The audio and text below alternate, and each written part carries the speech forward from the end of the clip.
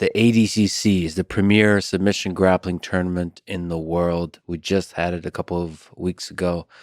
We saw many demonstrations of greatness from athletes you coached. But a year ago, the team and you were at a very low point. Take me through that journey. What was the lowest point? We had a very, very tight team for many years, which began in New York City.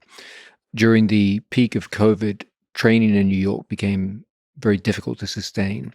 So most of the team despised the city of New York. I was the only person in the group that liked living in New York. I think part of the problem was that I was the only one who actually lived in Manhattan. The others had to commute to New York.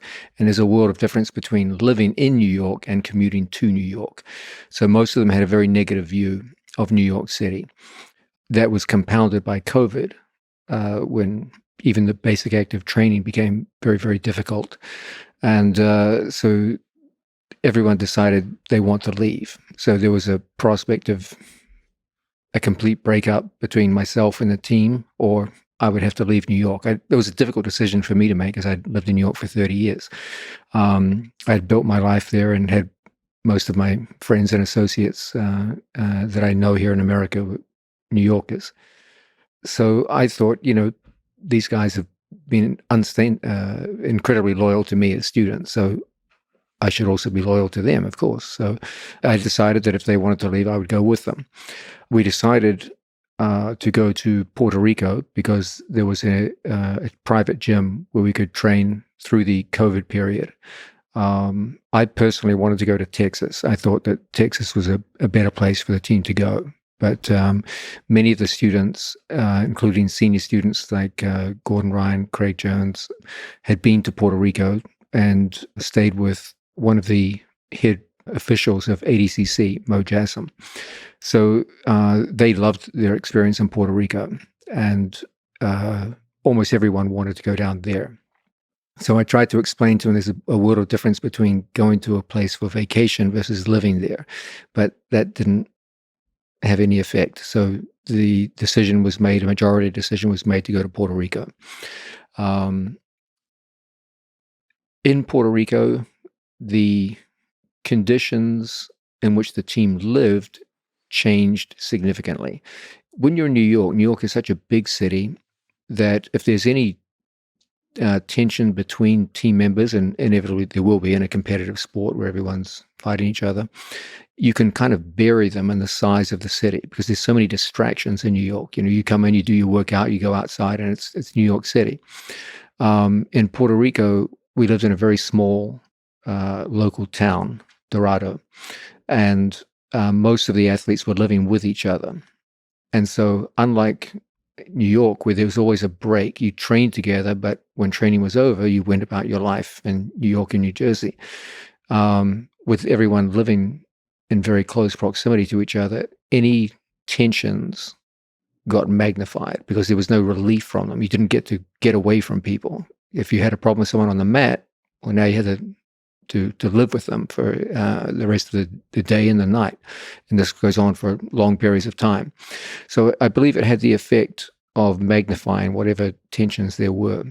In particular, there was a family tension between two brothers, which magnified over time. And, as so often is the case, you get two brothers growing up, one older, one younger, and the younger one wants to grow and feels somewhat like a young tree underneath a bigger tree.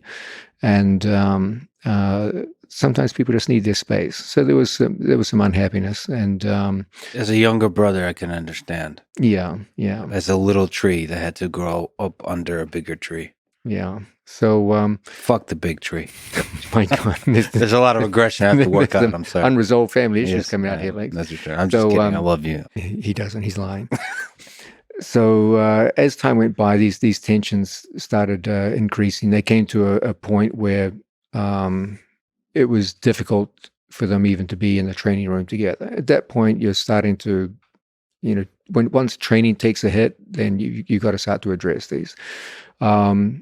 The attempts at reconciliation fell through, and a decision was made to move to Texas. I wanted everyone to move as a team. What I wanted to do was keep the team together as long as the period leading up to ADCC, so that everyone could train together. So I said, okay, there's problems, but let's just tough it out. 1 year, we moved to Texas. Let's just go there and keep unity. If some people don't want to train with other people, that's fine. But I believe that the team would be weakened by breaking apart. I believe that they had an excellent rapport as training partners. Their technical level was increasing dramatically. Many of the younger athletes are really starting to come into their own and really develop well. And so my take on it was, okay, if there's problems, so be it. But let's all just stay together until ADCC 2022 as a unified team. Go out, prepare yourselves as best you can, and then after that, we can make a decision as to whether we break up or not. But that was rejected, and the team split. And they moved to Austin. We'd made prior arrangements to go to a local gym, and they took that gym, and we were left with no gym, and more or less homeless in Austin. So a year out from ADCC. Yes, this is 1 year out. So roughly 3/4 of the competitive athletes left in 1 week.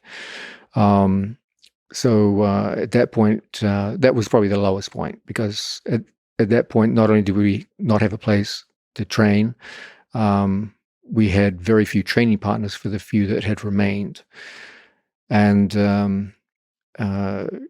main athlete in the team, Gordon Ryan, was going through a particularly bad spell with his unresolved stomach issues. And there was doubt as to whether or not he could compete at all, and was actively thinking about retiring from the sport. So maybe not compete ever again, potentially.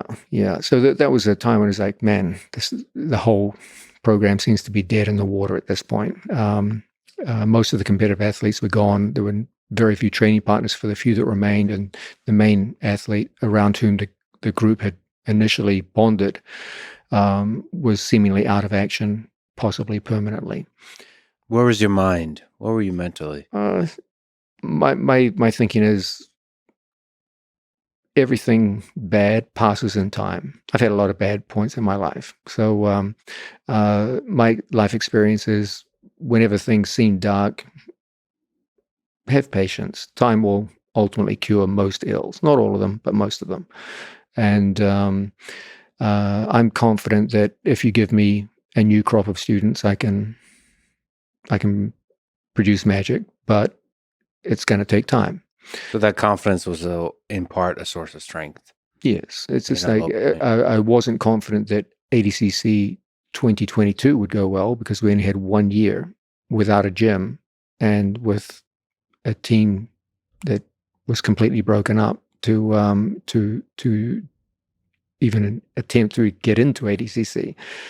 So things looked a little grim, but I was confident, given enough time, I would get a new group of students and work. As it turns out, one of the demonstration partners that I used during filming for instructional videos, who lives in Boston, Giancarlo Bodoni, was interested in the idea of coming down and training, but he'd always felt like it would be difficult because there were people in his weight class who were already there, and he felt it would be awkward. But now that they had left, that opened up an area for him. So he was the first one to come down. He moved from Boston to Austin, Texas. I began teaching at a local school. It was rather like going back into my earliest days in jiu-jitsu. I went from teaching at the big Renzo Gracie Academy to a tiny school in Puerto Rico, and now an even smaller school in Austin, Texas. And locals would come in and train, and I would watch every day, teaching there twice a day, 7 days a week. And I would see people come in and train, and I would say, this guy has some potential, or this guy has some potential. And I would recruit people and bring them to another gym where they would train with the professionals. And if they proved adept and hardworking and someone who can work well in a team, they would stay and build their skills. As time went by, more and more such people started coming in. And we had some remarkable people like a young South African purple belt, Luke Griffith, came in.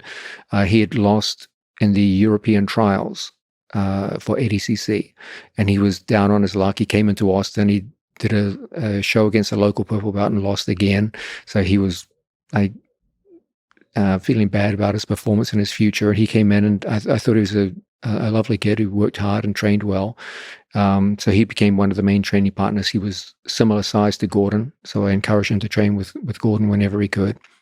And more and more people started coming in to train under that kind of basis. One day, I got a text from Gordon, who was filming an instructional video in Boston. He said, "Hey, Nicholas Mirigali was training at this. He was shooting video at the same time as me, and we just did some grappling. He's a really nice guy, and he's literally never trained without a gi before. He's for those of you who don't know, Nicholas Mirigali is one of the outstanding gi jiu-jitsu competitors of his generation. Has an amazing game and is a superstar with the gi side of the sport, but had never even trained without a gi once in his life. So his first ever no-gi training session is with Gordon Ryan, the best no-gi competitor of all time. And I remember Gordon texting me saying, "Hey, he's really talented. He's a nice guy, and he wants to come down to Texas and train." So yeah, sounds great. So over time, just more and more people started coming in.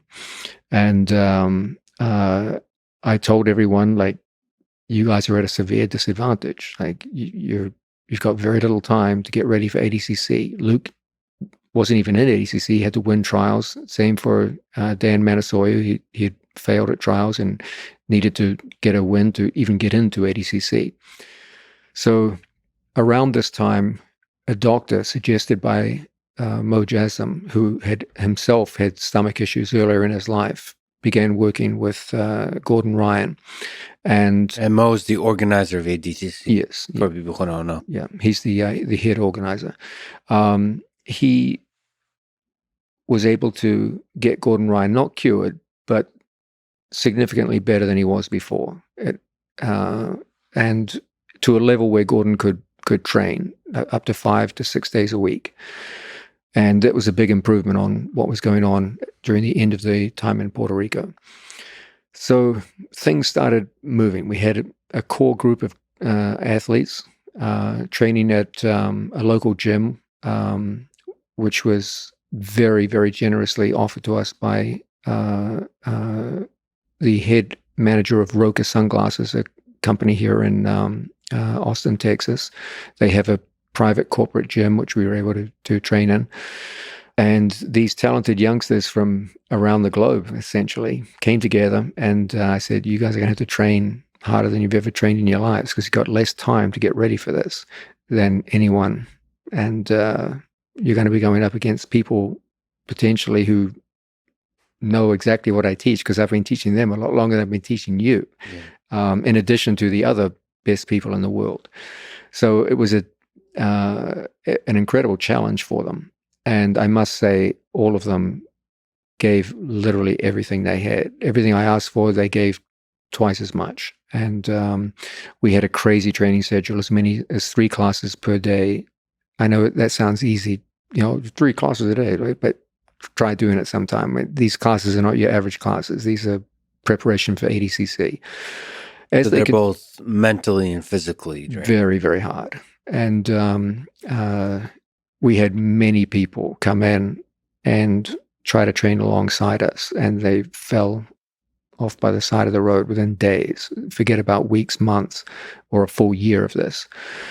I gave a very abbreviated set of skills for the athletes. I chopped everything down to what I believed were the most essential skills. Anything that wasn't essential to ADCC preparation was just pushed aside. And they had to focus almost entirely on ADCC, with one exception. I'll come to that soon, over the period of their training here in Austin. So it was compacted by time and also by the breadth of skill that I taught. Everything was just purely for ADCC preparation. In a very short period of time, Dan Manasoyo and Luke Griffith and Oliver Taza all won European trials and got into ADCC. Nicholas Miragali was already a superstar, so he was invited, but he had to show himself. So we enrolled him in local shows here in Austin, where he had his first 3 no-gi matches. And with each match, you could see progress being made. And so that convinced the ADCC people, okay, he's good enough to compete. He ended up winning decisively a match against one of the greatest American grapplers of all time, Rafael Lovato. And this was like a clear sign that his skill level in no-gi was sufficient to justify an invite. And by the way, Lovato, an incredible set of matches in this ADCC. Yes, well. That was actually very impressive. And retired. Yeah. Which is really impressive and heartbreaking as well. But if you go out, that's a good way to go out. Indeed. So there was this long and tough preparation, and it was compounded by the fact that as Gordon felt better, he felt a need to build up his own competitive record prior to ADCC because he had been inactive for so long with his stomach issue. So he proposed one of the most ambitious fight camps that I've ever heard of in grappling, which was he would take on the current WNO champion, Pedro Marinho. Who's number 1 is WNO. Yeah. And also, I believe, the current no-gi world champion in IBJJF as a tune-up match, as a warm-up match. Then he would fight his old nemesis, Felipe Pena, the only man who submitted Gordon at black belt and had defeated Gordon in an ADCC match in 2017. And then ADCC itself. So there was going to be 3 big high-profile matches back-to-back. And very different rule sets. So WNO was a 15-minute match. The fight with Felipe Pena was no time limit, which is a very different format to compete in, and then ADCC. So we had to drag out a 14-week camp covering 3 matches with 3 different rule sets, which went in diametrically opposite directions. And the entire team had to go through all of this over this 14-week period, in addition to the previous year that they had been working hard. There was a further complication in the midst of all this. Nicholas Miragali had to go to the GI World Championships, and we had to throw an extra morning class for that to help him get ready. Nicholas went on to win the open weight gold medal in the GI competition, and then the next day had to come back to Texas and begin his ADCC preparation. It was a crazy, crazy time. But they all came through it so well. I'm immensely proud of what they did. And shockingly, in the space of less than 12 months, we went from rock bottom to having a more successful ADCC team performance than we did the previous ADCC.